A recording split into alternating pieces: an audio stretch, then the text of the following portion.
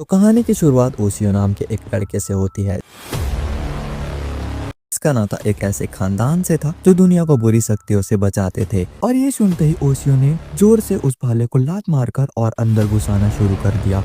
तो कहानी की शुरुआत ओशियो नाम के एक लड़के से होती है जो फिलहाल तो स्कूल में पढ़ता है, पर इसका नाता एक ऐसे खानदान से था जो दुनिया को बुरी शक्तियों से बचाते थे। इसके पिता के मुताबिक 500 साल पहले एक राक्षस की वजह से पूरी दुनिया तबाह होने वाली थी और ये राक्षस इतना ताकतवर था कि इसका नाम सुनकर ही लोग अपना गांव खाली कर दिया करते थे। पर ओशियो के एक पूर्वज ने चाइना में बने खास भाले की मदद से उस राक्षस को दीवार में ही कैद कर दिया था और इस दौरान उनकी भी मौत हो गई। आज सुबह भी ओशियो के अपने फादर के साथ लड़ाई चल रही थी जिसमें उसने अपने फादर के मुंह पर एक लात मार दी और अब वो चाहता था कि उसके फादर उसे वो भाला दिखाए जिसके बारे में वो हमेशा बात किया करते थे। इसके बाद उन दोनों में फिर से इसी बात पर लड़ना शुरू कर दिया और अंत में ओशियो के पिता ने अपना सामान बांधकर कहीं जाने लगे। ओशियो को लग रहा था कि वो घर छोड़कर जा रहे हैं, पर उन्होंने बताया कि बस वो कुछ दिनों के लिए घूमने जा रहे हैं ताकि उन्हें ओशियो की शक्ल ना देखनी पड़े। और साथ ही वो जाने से पहले ओशियो को स्टोर रूम में पड़ी किताबों को साफ करने का काम दे देते हैं और उसी शाम ओशियो अपने पिता का काम करने के लिए स्टोर रूम में पहुंच जाता है,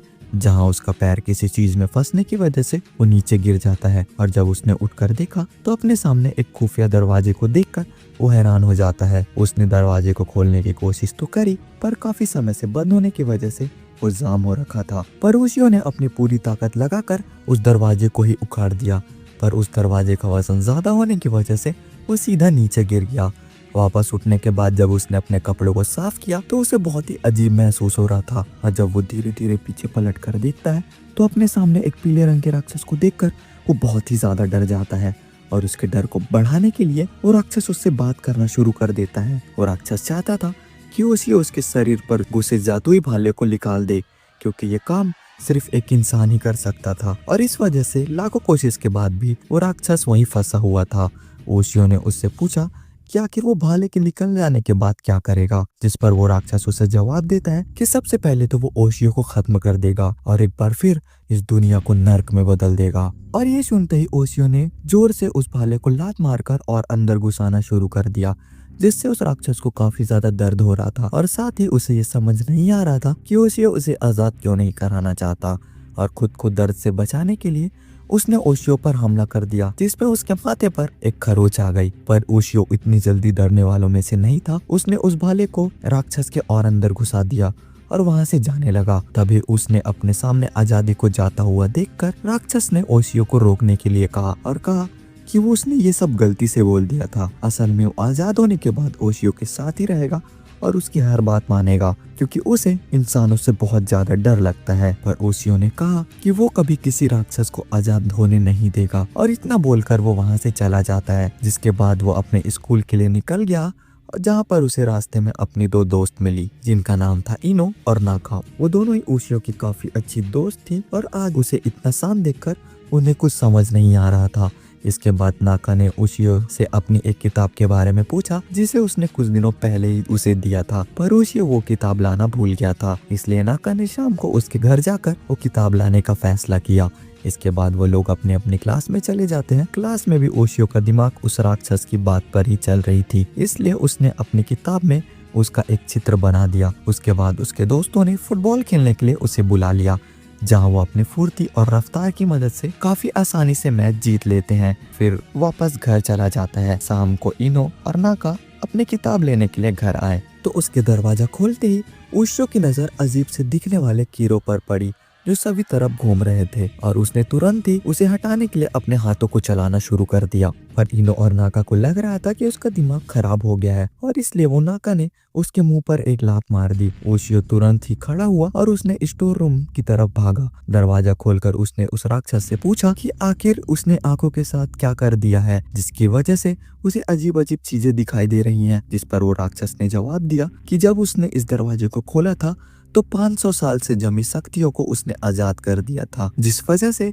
आसपास के कमजोर राक्षस उसके पास आ रहे थे और जल्द ही वो सभी इंसानों को मारना शुरू कर देंगे। राक्षस ने इन सब के पीछे ओशियो की गलती बताई और अब उसकी वजह से ही उसकी दोस्तों की जान खतरे में थी। पर अगर ओशियो उसे आजाद कर देगा तो वो उसके सभी दोस्तों को जिंदा छोड़ देगा और उन सभी कमजोर राक्षसों को भी खत्म कर देगा। अपने सामने और कोई चारा ना होने पर उसने भाले को निकालना शुरू किया और थोड़ी देर की मेहनत के बाद उसने निकाल ही दिया। पर तभी उस राक्षस ने उठाकर उसे दीवार पर पटक दिया, जिसके वजह से उसके सिर से खून निकलने लगा। और जब ओशियो ने उससे पूछा कि उसने ये सब क्यों किया, तो राक्षस ने जवाब दिया कि कोई बेवकूफी किसी राक्षस की बातों पर विश्वास करेगा और शायद और उसे आजाद करेगा। और ये सुनकर ओशियो के अपने दोस्तों की चिंता होने लगी और उसके बढ़ते गुस्से के साथ उसके आसपास एक अजीब शक्ति आ जाती है। उसके बालों की लंबाई तेजी से बढ़ने लगती है और ये देखकर वो राक्षस डर गया और उसे याद आता है कि वो जादुई भाला अभी भी उसी के पास है और उसके रगों में सामुराई का खून दौड़ रहा है। ये देखकर वो राक्षस इतना डर गया कि वो जल्दी से वहाँ से भागने लगा और अपने सामने आने वाली छोटे मोटे मॉन्स्टर्स को वो मारने लगा। तभी ओशियो ने देखा कि सभी राक्षसों ने मिलकर एक बहुत बड़े सांप का रूप ले लिया था। फिर ओशियो ने उस राक्षस को उस बड़े से सांप पर हमला करने को कहा। राक्षस ने उसकी बात सुनते हुए उस पर चढ़कर सांप पर हमला किया और तभी ओशियो ने अपने भाले से उसके टुकड़े टुकड़े कर दिए। नीचे आते ही ओशियो के बाल लंबे गिर गए और अब वो राक्षस वहां से जाने के लिए तैयार था।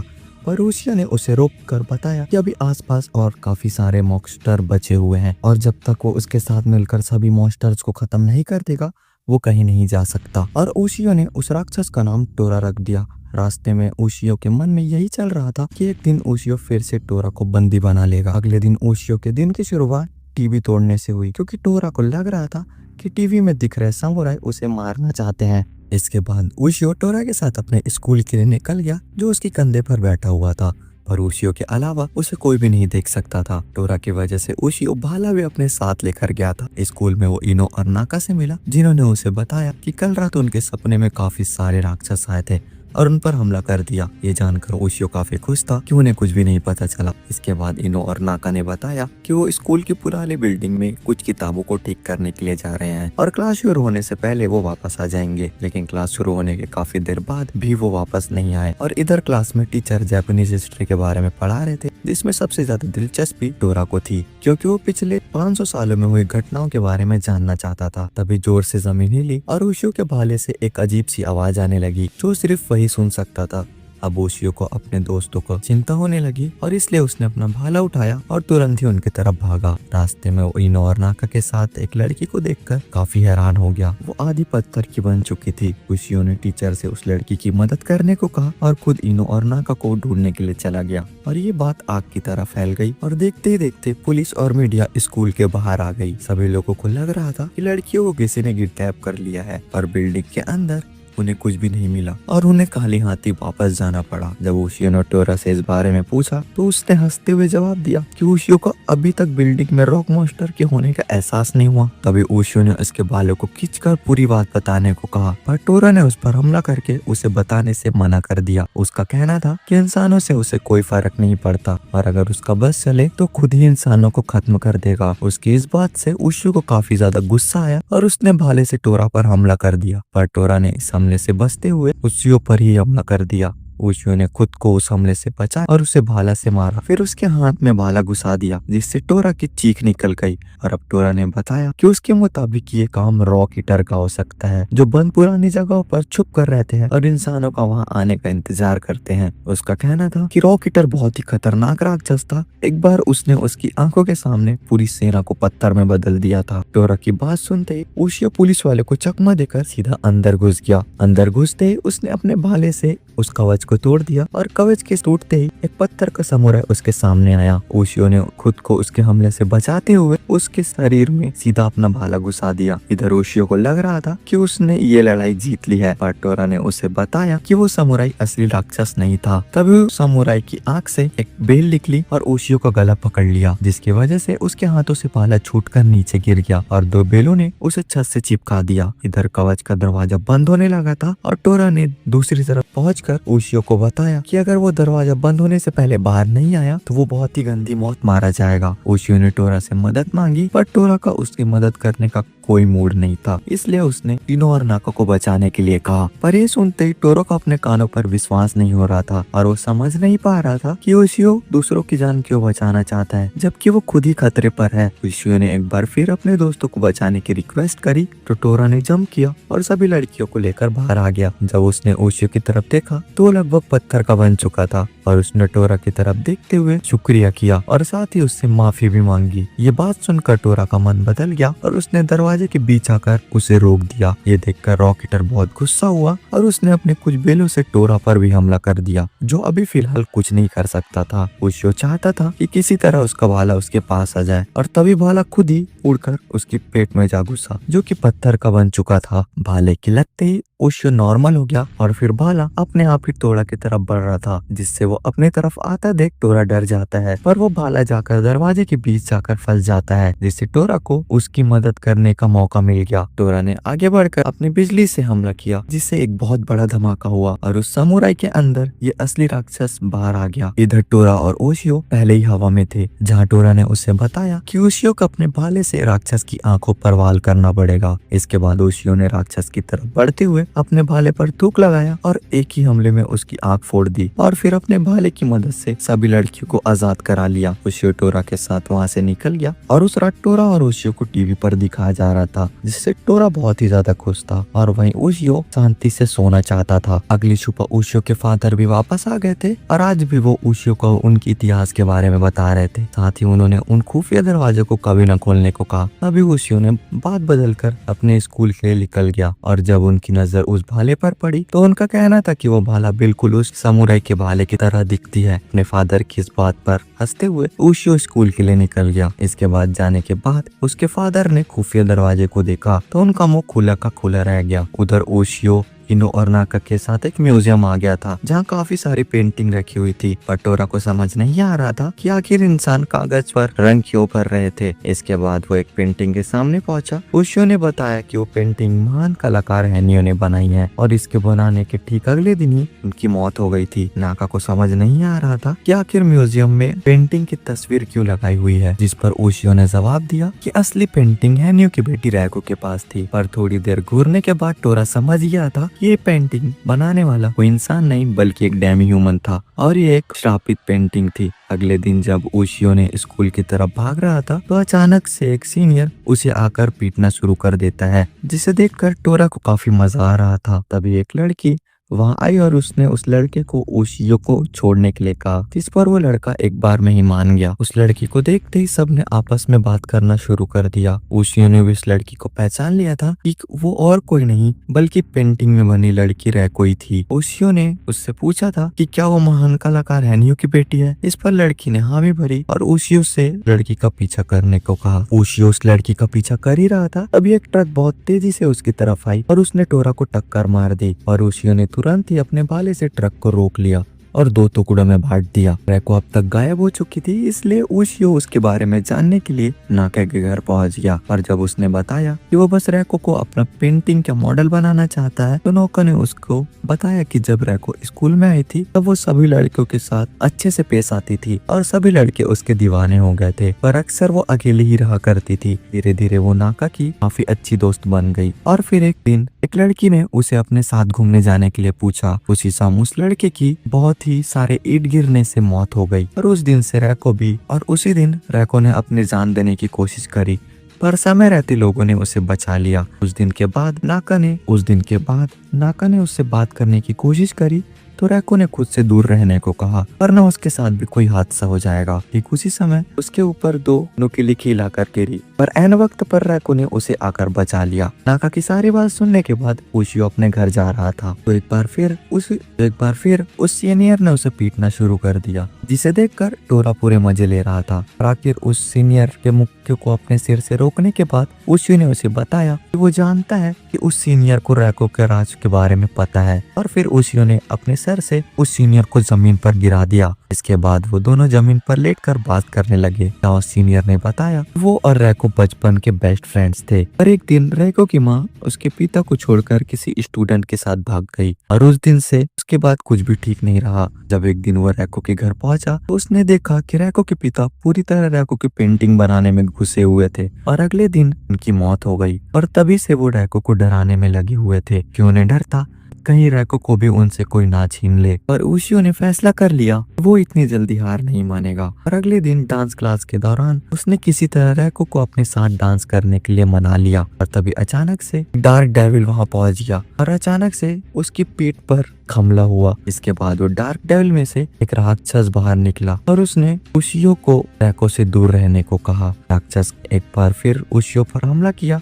टोरा बीच में आ गया क्योंकि उसके मुताबिक किसी हाफ डीमन को ओशियो पर हमला करने का कोई हक नहीं था। इसलिए टोरा ने उसे बिजली का झटका देकर भगा दिया। तो सीनियर भी ओशियो की मदद करने के लिए वहां पहुंच गया और तभी इस चीजों से परेशान होकर रैको वहां से भाग गई और तुरंत ही अपने घर पहुंचकर जहां उन्होंने देखा रैको छत से नीचे गिर रही थी।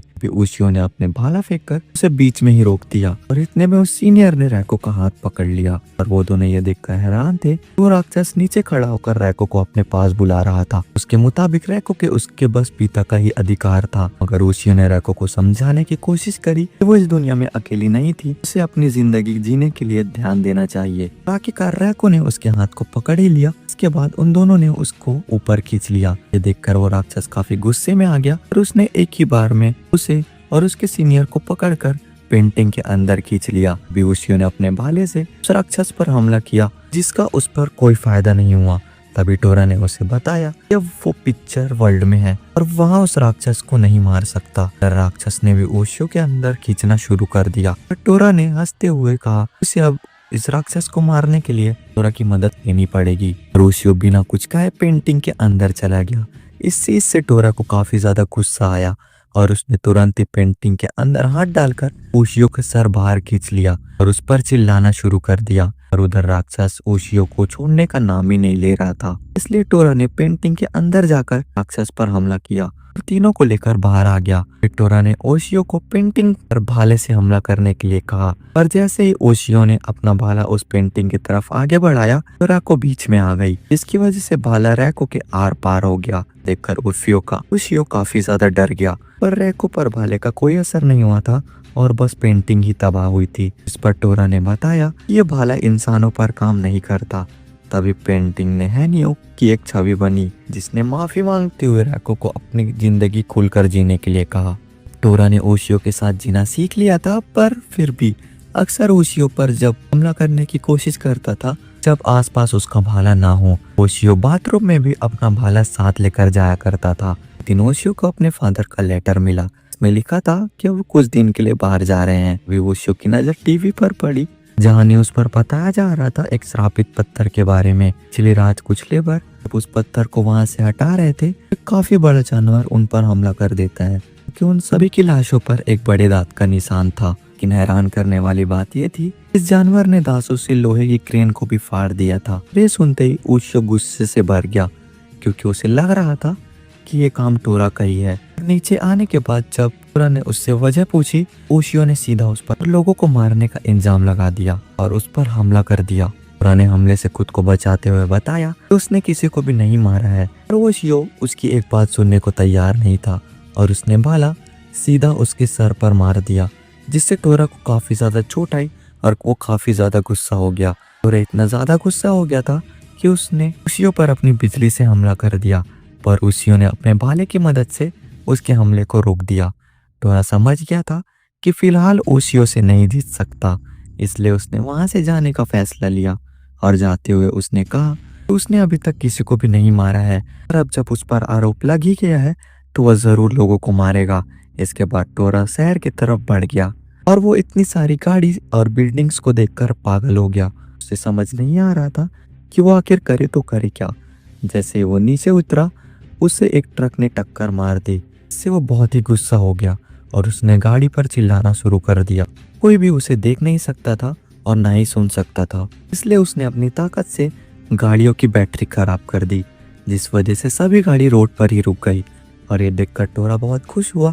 उधर ओशियो को हटने वाली जगह पर पहुंच गया जहाँ एक बूढ़ा आदमी पुलिस वाले को समझाने की कोशिश कर रहा था ये काम किसी जानवर का नहीं बल्कि एक राक्षस का था कि कई साल पहले जगह पर राक्षस को किया गया था। अपनी बात को साबित करने के लिए उसने उस आदमी को अपने दादा की डायरी दिखाने की कोशिश करी, पर उस पुलिस वाले ने धक्का देकर उसे वहां से भगा दिया। लेकिन तभी ओशियो भी वहां पहुंच गया और उसने उस बूढ़े आदमी को गिरने से बचा लिया। जब ओशियो ने आदमी की डायरी को उठाई उसे नजर आया एक सुंदर सी लड़की की तस्वीर। इसके बाद उस बूढ़े आदमी ने बताया कि डायरी उसके दादा की थी और कई साल पहले जंगलों पर राक्षस का राज चलता था। सभी गांव वालों को मार देते थे, पर इससे परेशान होकर गांव वालों ने कई लोगों की मदद लेने के लिए बुलाया। कोई भी राक्षस उससे बचकर वापस नहीं जा पाया, इसलिए हार मानकर लोगों ने अपना गांव खाली करने का फैसला लिया।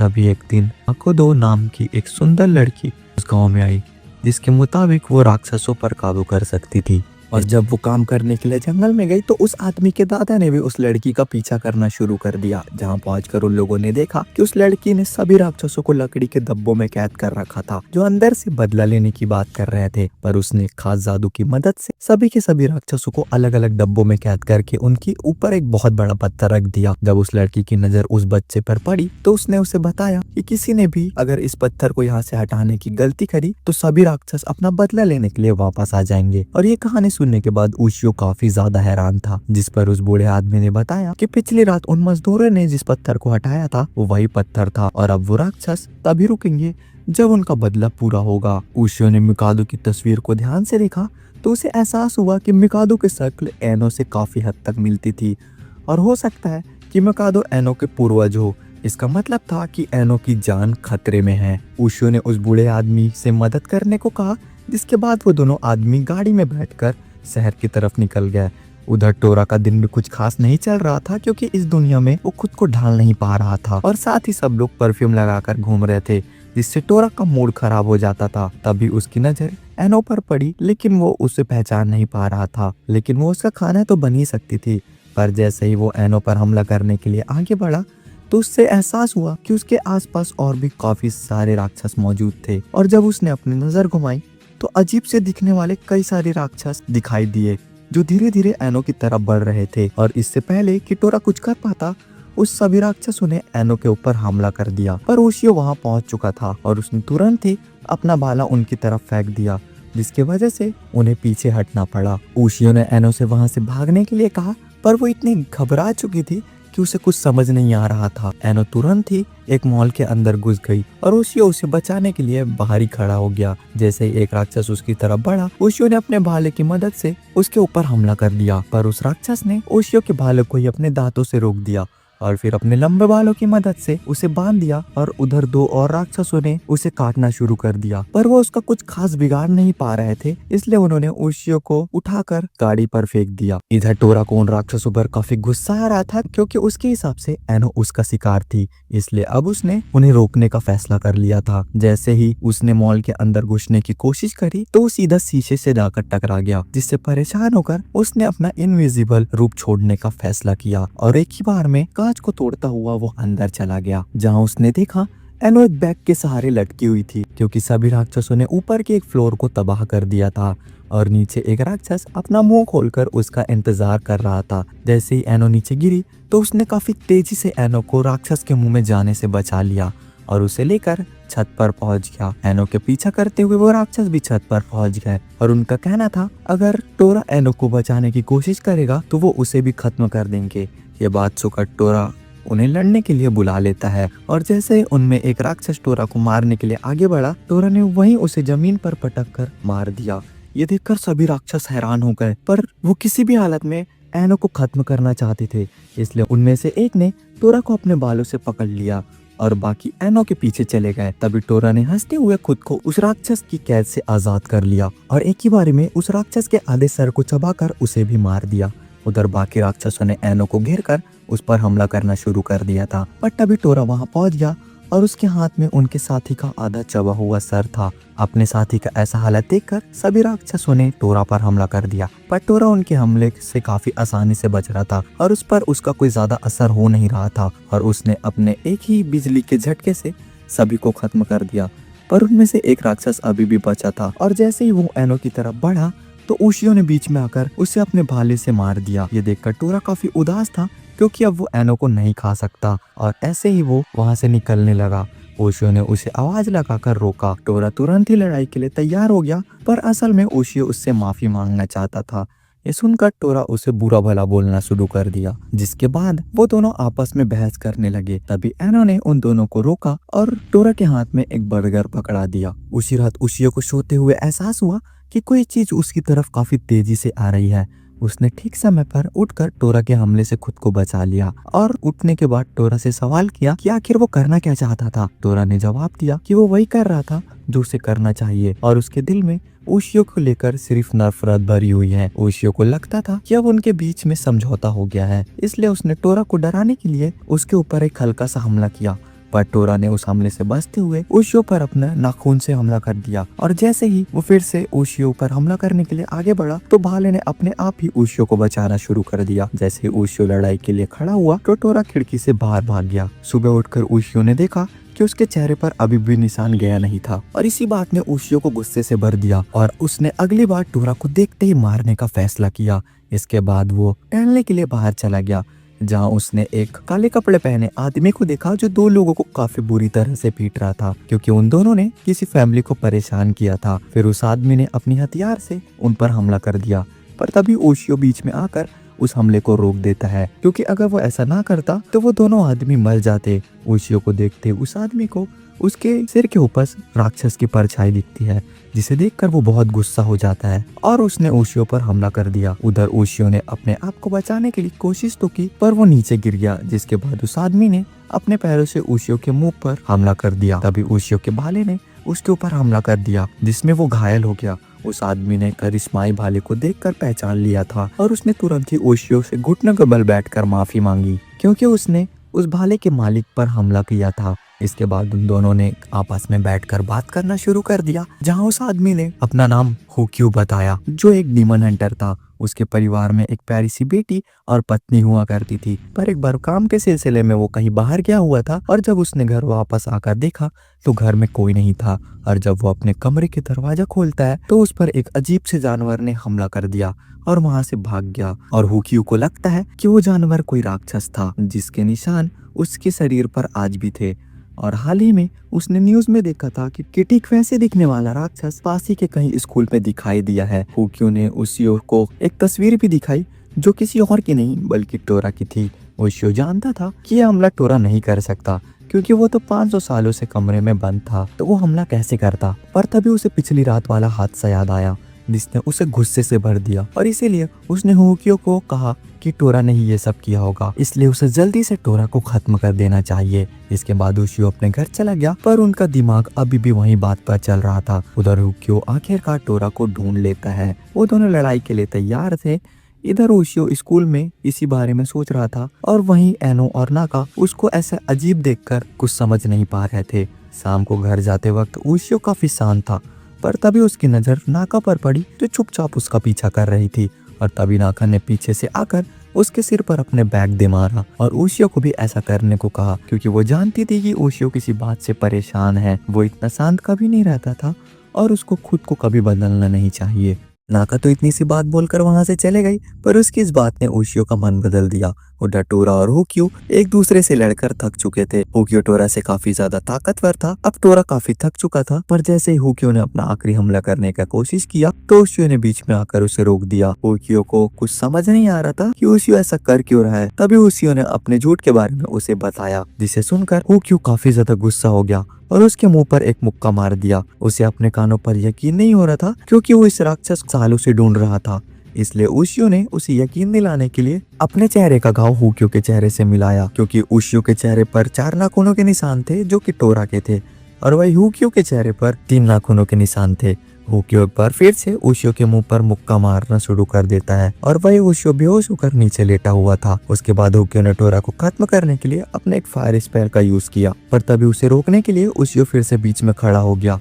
लेकिन फिर भी हुक्यू ने अपना हथियार टोरा की तरफ फेंक दिया क्योंकि उसे लग रहा था कि ओशियो बीच में से हट जाएगा, पर ऐसा हुआ नहीं और वो हथियार सीधा जाकर ओशियो के शरीर में घुस गया।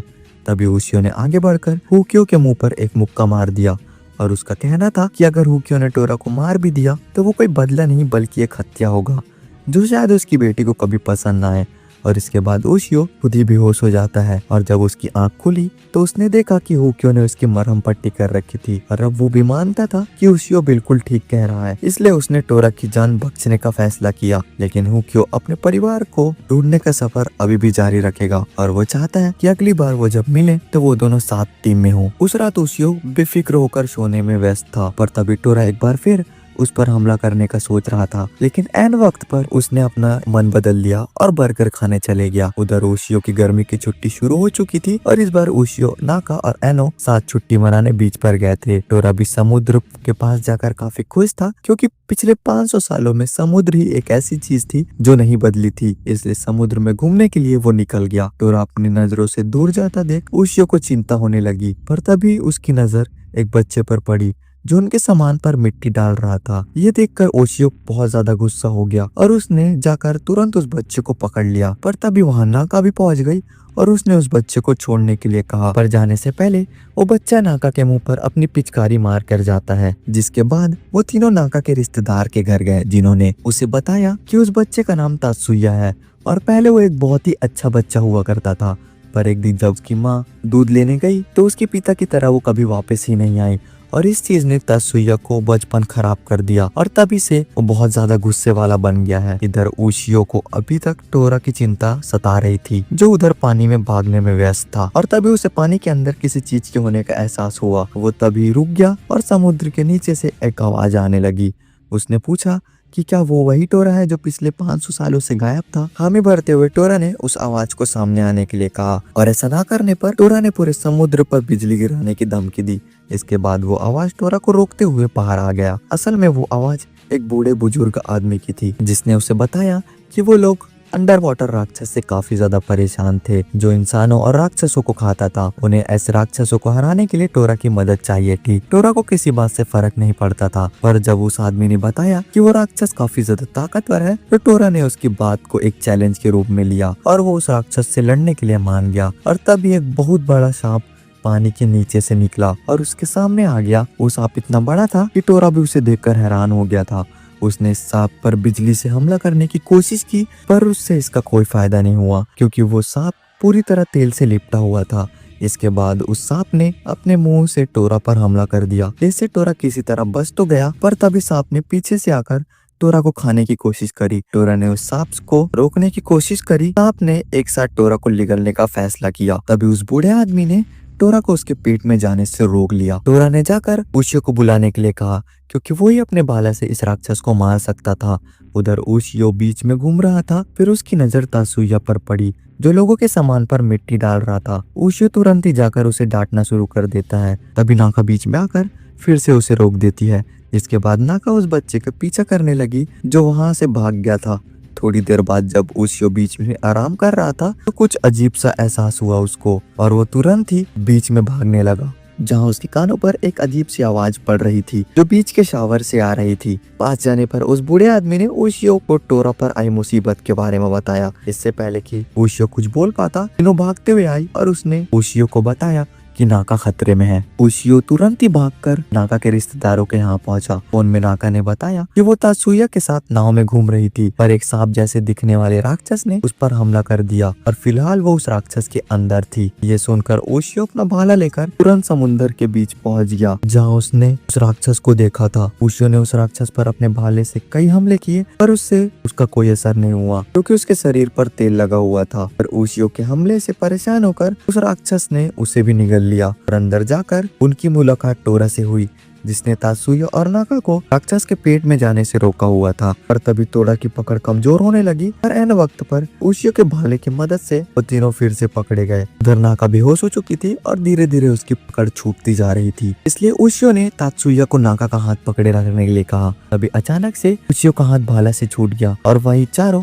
उस राक्षस के पेट में गिरने लगे। लेकिन उसी वक्त करिश्माई भाला तेजी रफ्तार से जाकर उस राक्षस की आंख में घुस गया। उधर टोरा भी तात्सुया और नाका को पकड़ लेता है। ओशियो तुरंत ही भाला निकालकर टोरा के साथ देने के लिए कहता है। इसके बाद टोरा ने ओशियो को अपने ऊपर बैठाया और फिर चारों पूरी रफ्तार से उस राक्षस को चीरते हुए वहां से बाहर निकल गए। अगले दिन वो तीनों जाने के लिए तैयार थे, पर तभी नाका ने ओशियो से पूछा कि उसने क्या उसे फिर से बचाया, कि नाका को कुछ भी याद नहीं था। जिस पर ओशियो ने जवाब दिया कि ये सब उसका सिर्फ सपना था। तभी तात्सुया उससे मिलने के लिए स्टेशन पर आया, जो कि चाहता था कि वो लोग कुछ और दिन वहाँ रुके। पर घर पहुंचकर ओशियो का दिमाग बार बार तात्सुया पर ही घूम रहा था, क्योंकि उसकी माँ बचपन में मर चुकी थी और न ही उसके पिता उनके बारे में बात करना चाहते थे। इसलिए वो अपने पिता से मिलने के लिए पहुंच गया। उन्होंने देखा कि ओशियो ने अपनी माँ के बारे में सवाल करना शुरू कर दिया है। इसका जवाब देने में उनके पिता का खास दिलचस्पी नहीं था, इसलिए उन दोनों में फिर से बहस शुरू हो गई। लेकिन तभी उसके पिता एक फोन उठाने चले गए। ओशियो ने जब थोड़ी देर बाद उन्हें देखा तो उनके पिता वहां से भाग रहे थे। देखकर ओशियो और टोरा ने उन्हें पकड़ने की कोशिश करी। ओशियो के पिता काफी दूर निकल गए थे। उसी शाम ओशियो और टोरा साथ ही अपनी माँ की कब्र पर गए थे। उसने बताया वो जिंदगी में पहली बार यहाँ आया है और उसे यकीन भी नहीं है उसकी माँ यहाँ दफनाई गई भी थी कि नहीं, सिर्फ एक कहानी थी। थोड़ी देर तक रुकने के बाद टोरा को भूख लगने लगा और वो लोग वापस घर आ गए, जहाँ ओशियो ने अपने भाले को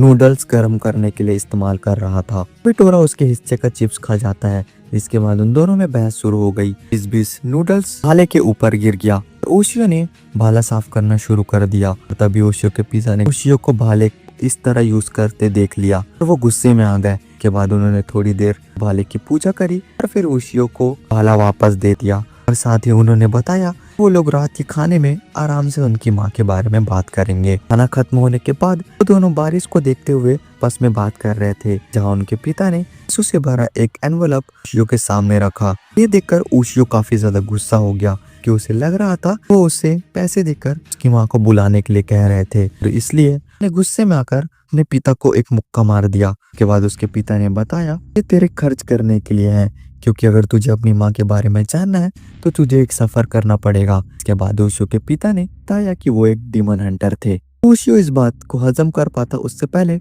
उसके पिता ने बताया उनके लीडर ने उन्हें टोरा को मारने का काम दिया है। अब उन्हें टोरा को लड़ना होगा। वो चाहते थे ओशियो अपनी माँ को ढूंढने के लिए निकल जाए। ओशियो को कुछ समझ नहीं आ रहा था और वही दूसरी तरफ टोरा की लड़ाई करने के लिए हमेशा तैयार रहता था। वो ओशियो के पिता से लड़ने के लिए बिल्कुल तैयार था। दोनों ने अपनी पूरी ताकत से लड़ना शुरू किया। हाँ, वो दोनों ही एक दूसरे की शक्तियों के बारे में जान रहे थे, फिर अपनी पूरी ताकत से लड़ रहे थे। पर ओशियो को कुछ समझ नहीं आ रहा था और वो दोनों को ही रोकने के लिए कोशिश कर रहा था। दोनों ही एक दूसरे की जान लेने के लिए लड़ रहे थे, इसलिए ओशियो ने उनके बीच जाकर उन्हें रोकने की कोशिश करी, पर उन्होंने ओशियो को उठाकर बाहर फेंक दिया। अब ओशियो के पास और कोई चारा नहीं था और उन्हें रोकने के लिए ओशियो ने अपने भाले को उठाकर अपने पिता के डंडे के टुकड़े टुकड़े कर दिए और साथ ही उसने भाले से टोरा के सर पर काफी जोर से मारा। उन दोनों को रोकने के बाद ओशियो ने अपने पिता से कहा कि वो टोरा को ऐसे नहीं मार सकते, क्योंकि अब उसका टोरा पर काफी ज्यादा काबू है। जिस पर उसके पिता ने हंसते हुए जवाब दिया कि वो कभी टोरा को मारना चाहते ही नहीं थे और असल में उसे पता लगाने को कहा गया था कि टोरा क्या अभी भी पागल राक्षस था या फिर ओशियो ने उस पर काबू पा लिया था, जिस पर वो सफल रहा। अगर वो ऐसा ना कर पाता तो मजबूरन उन्हें ओशियो और टोरा दोनों को खत्म करना पड़ता। तभी ओशियो को एहसास हुआ कि काफी सारे लोग उन्हें घेर कर खड़े थे। तभी उनके पिता ने ऐलान किया कि ओशियो पूरी तरह से टोरा पर काबू कर सकता है और वो लोग उन दोनों की मदद से बाकी राक्षसों को खत्म कर सकते हैं। पर उन आदमी को ये बात कुछ खास पसंद नहीं आई और उनमें से एक आदमी ने टोरा पर हमला कर दिया, लेकिन उसके पिता ने बीच में आकर टोरा को बचा लिया। इसके बाद ओशियो के पिता ने उसे टोरा के साथ जाकर अपनी माँ को ढूंढने को कहा, पर ओशियो को अपने पिता को इस हालत में छोड़ कर जाना मंजूर नहीं था। इसके बाद वहाँ एक बार फिर से लड़ाई शुरू हो गई, जहाँ एक आदमी ने टोरा को कैद करने की कोशिश करी,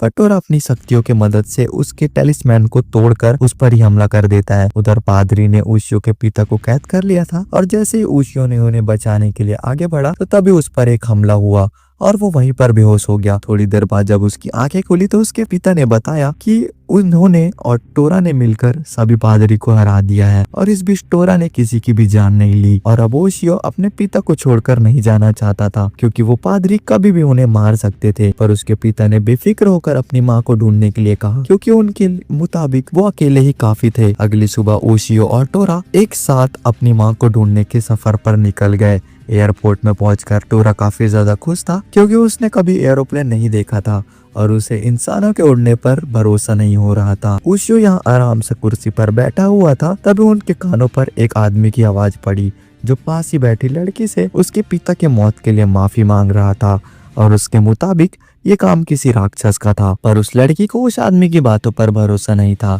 असल में उस लड़की का पिता एक पायलट था, जिसकी आखिरी फ्लाइट के दौरान एक प्लेन सामने आने से उसका प्लेन क्रैश हो गया था और इस वजह से उस आदमी की मौत हो गई थी। और ये आदमी उसी प्लेन का पायलट था, इसलिए वो उस लड़की से माफी मांग रहा था। पर उस लड़की का मानना था कि उसके पिता के मौत के पीछे इस आदमी का हाथ था।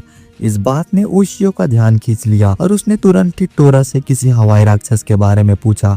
इस पर टोरा ने फूशु नाम के एक राक्षस के बारे में बताया जो हवा में रहता था, और एक बार टोरा की उसके साथ लड़ाई हो चुकी थी। फूशु पूरी तरह से जेली का बना हुआ था, इसलिए उस पर हमला करना काफी ज्यादा मुश्किल था और उसे हराने के लिए काफी सारी आग की जरूरत पड़ती थी।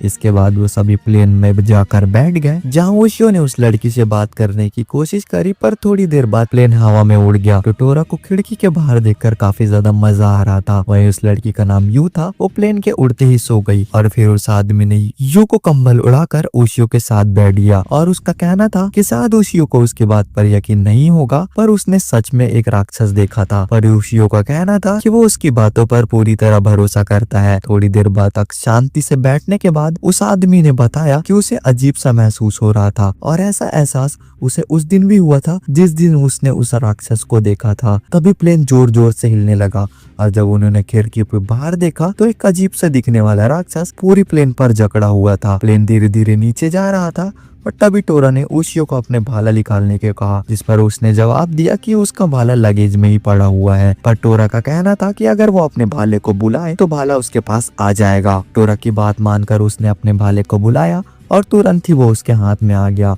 उधर वो आदमी कंट्रोल रूम पर पहुंचा तो उसने देखा कि वहाँ कोई भी पायलट नहीं था, इसलिए वो खुद ही प्लेन उड़ाने लगा और साथ ही उसने एयरफोर्स से भी मदद मांगने की कोशिश करी, पर एयरफोर्स को कुछ भी अजीब नहीं दिख रहा था, इसलिए उन्होंने मदद करने से मना कर दिया। उधर ओशियो ने टोरा को फूशु से लड़ने के लिए कहा, पर टोरा इसके लिए तैयार नहीं था। इसके बाद उन दोनों में बहस हो गई और आखिरकार ओशियो ने टोरा को जबरदस्ती बाहर भेज दिया, जहां ओशियो ने अपने फायर स्पेल की मदद से फूशो को कमजोर कर दिया। पर टोरा का इतना फायर स्पेल फूशो को पूरी तरह हराने के लिए काफी नहीं था, इसलिए उसे ओशियो ने कंट्रोल रूम में जाकर मदद मांगने को सोचा। पर पायलट ने एयरफोर्स से मिले जवाब के बारे में ओशियो को बताया। तभी टोरा ने आकर ओशियो को बताया कि वो फूशो को नीचे गिराएगा और इशारा मिलते ही ओशियो को उस पर हमला करना था। ओशियो अपनी जगह जाकर खड़ा हो गया, टोरा के इशारे का इंतजार कर रहा था। तभी यू ने उसके पास आकर इसका हिस्सा बनने का इच्छा जाहिर किया, जिसके लिए ओशियो भी तैयार हो गया।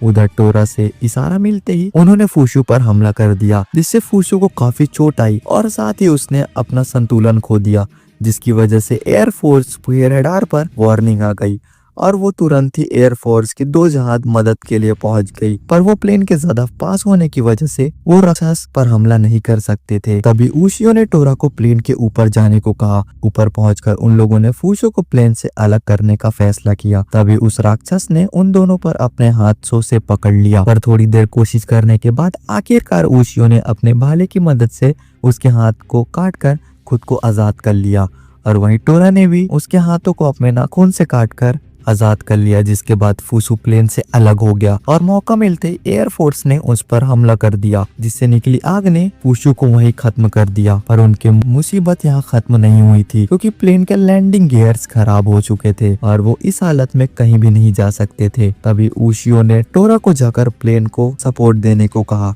और टोरा ने ऐसा ही किया। आखिरकार सही सलामत प्लेन नीचे उतर गया।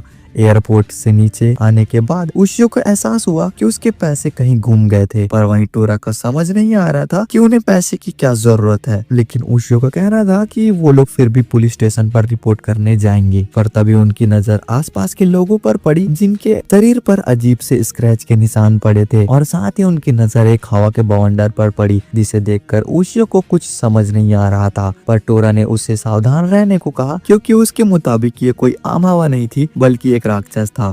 तभी अचानक से कुत्ते जैसे दिखने वाले जानवर ने ओशियो पर हमला कर दिया, पर उसके भाले ने उसे बचा लिया। इसके बाद एक बार फिर हमला करते हुए उस राक्षस ने कई सारी खरोंचें मार दी, जिससे गुस्सा होकर आखिरकार ओशियो ने अपना रूप बदल लिया और अपने भाले से उस राक्षस को जमीन पर पटक दिया। तभी उसे एक आवाज आई, पर जब उसने पीछे पलट कर देखा तो एक सुंदर सी लड़की ने उस राक्षस को जान से ना मारने की भीख मांगी। इसके बाद वो लोग ट्रेन में बैठकर पहाड़ों के बीच एक घर पर पहुंच गए, जहां उन दोनों ने बताया कि वो लोग सगे भाई बहन थे और उन्हें ओशियो की एक मदद चाहिए थी। असल में वो चाहते थे कि ओशियो उसके भाई जीरो को जान से मार दे, पर उनकी ये बात सुनकर ओशियो काफी ज्यादा गुस्सा हो जाता है और उसके मुताबिक वो किसी के कहने पर किसी की भी जान नहीं ले सकता था। जैसे ओशियो ने टोरा को वहां से चलने को कहा, तभी उन दोनों भाई बहनों ने ओशियो के सामने एक कटा हुआ हाथ फेंक दिया। उसके मुताबिक वो पास के किसी गाँव के आदमी का था जिसे उसके भाई जीरो ने मारा था और उसका कहना था अगर ओशियो ने उनकी मदद नहीं करी तो उनका भाई ऐसे ही लोगों को मारता रहेगा। इसके बाद वो लड़की टोरा को बाहर लेकर गई और उधर उसके भाई ने ओशियो को पूरी बात बताना शुरू किया। उसके मुताबिक उसके पूर्वज कई सौ सालों से जंगल में रहते थे और उनमें से किसी के भी मन में इंसानों को लेकर कोई नफरत नहीं थी, पर हाल ही में इंसानों ने उनके जंगलों पर कब्जा करना शुरू कर दिया। इसलिए वो लोग खास तरीके का इस्तेमाल करते थे जिसमें 3 लोगों का ग्रुप बनाया जाता था और ये जब भी इंसान उनके इलाके में आते थे तो उनमें से एक आदमी उनका ध्यान भटकाता था, दूसरा जाकर इंसानों के शरीरों पर स्क्रैच मारता था और साथ ही तीसरा आदमी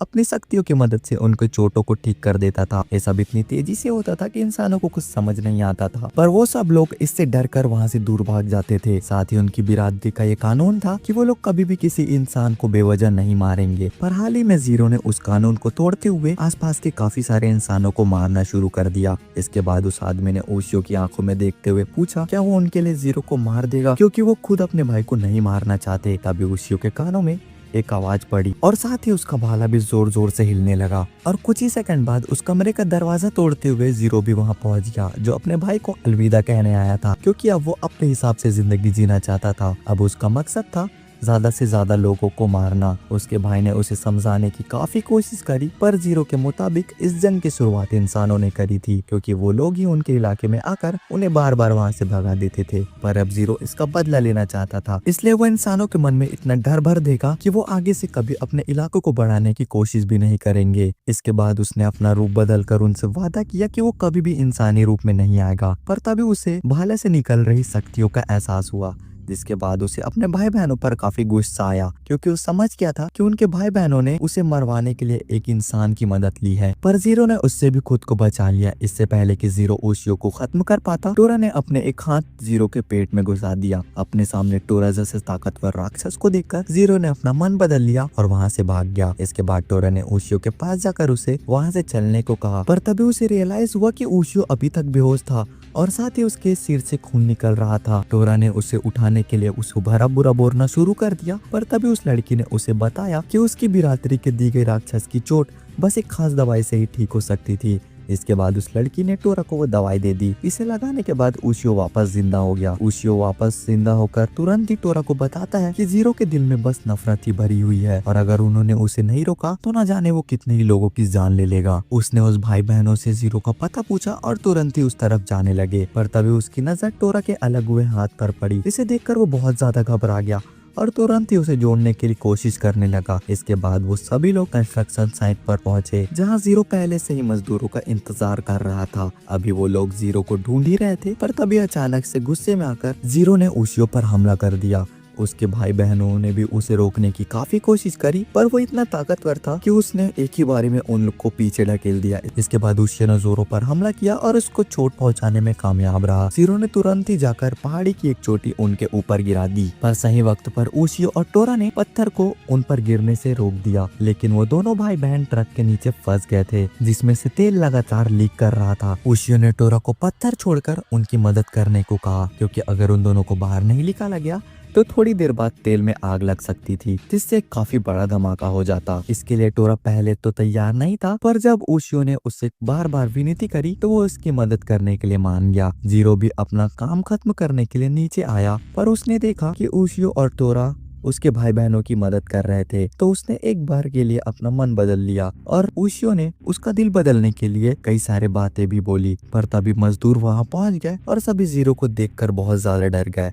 उन्होंने उस पर पत्थर मारना शुरू कर दिया और इससे गुस्सा होकर जीरो ने सभी मजदूरों को खत्म करने का फैसला किया। पर तभी एक मजदूर की सिगरेट से तेल में आग लग गई। अब उनके पास काफी कम वक्त था, इसलिए टोरा ने भी जीरो से मदद करने को कहा। कुछ समय तक सोचने के बाद जीरो ने टोरा के साथ उस ट्रक को उठाने लगा, पर वो ट्रक इतनी भारी थी कि वो दोनों मिलकर भी उसे नहीं उठा पा रहे थे। ये देखकर ओशियो ने चिल्लाकर मजदूरों से मदद मांगी और ओशियो की आवाज सुनते ही सभी मजदूर उनकी मदद करने के लिए पहुंच गए। इसके बाद उन सभी ने खड़े होकर उस आग को देखा और उधर ओशियो को लग रहा था कि शायद जीरो का मन बदल गया है और उसने भी जीरो को इंसानों को एक मौका देने की बात करी। जीरो ने पहले तो इस बात को हंसते हुए लिया, पर अचानक से उसने ओशियो पर हमला कर दिया। इससे बचने के लिए जैसे ही ओशियो ने अपना भाला आगे किया, वो सीधा जाकर जीरो के पेट में घुस गया और उसकी वही मौत हो गई। जीरो की ऐसी मौत से ओशियो का दिमाग पर काफी ज्यादा असर पड़ा, इसलिए वो दोनों भाई बहन ओशियो और टोरा को एक खुफिया जगह पर लेकर गए, जहाँ नहाने से सभी चोट और थकान दूर हो जाती थी। वो दोनों वहाँ बहुत मजे कर रहे थे, पर तभी ओशियो के कान में एक लड़की की गाने की आवाज सुनाई दी, जिसे सुनते ही वो लड़की को ढूंढने चला गया, पर उसे देखते ही वो लड़की वहाँ से भाग गई। ओशियो को इस बात पर काफी शर्म आ रही थी, पर टोरा समझ नहीं पा रहा था कि आखिर ऐसे कोई क्यों भागेगा, और साथ ही उसका मानना था कि वो लड़की कोई मामूली लड़की नहीं थी, पर ओशियो ने उसकी बात को मजाक में लेकर नकार दिया। अगले दिन जब वो लोग हकायदो जाने के लिए बस ढूंढ रहे थे, तो उनकी नजर फिर से उसी लड़की पर पड़ी, जो अपना बैलेंस बिगड़ने की वजह से